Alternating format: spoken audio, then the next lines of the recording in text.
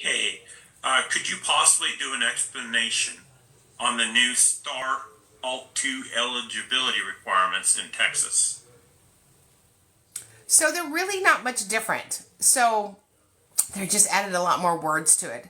So the STAR Alt 2, so that is our life skills state test. We just added more words to it. I think there are people in government that their job is to add more words to stuff. They're more word adders. So I don't find that it's any different, the intention of it, the spirit of the law.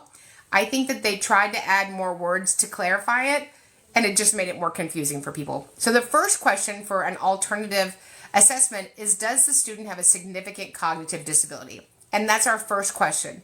I think a lot of parents confused the STAR test with a better option, the STAR Alt test for them as a better option versus the standard test, right? So my son was in special education, and 100 years ago when he was in school, they had a modified version. We had the regular state test, the modified state test, and then an alternative. Like, would make sense, right? Like we have regular, we have modified, we have alternative.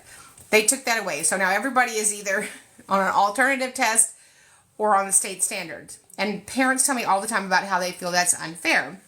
Well, I think a lot of parents went in and got their kids on the STAR Alt because they had a learning disability, which is a disability, but it's not a significant cognitive disability. So I think that the added language was to add clarity, but it just brought more confusion. I would have assumed before when we started out saying, does your student have a significant cognitive disability?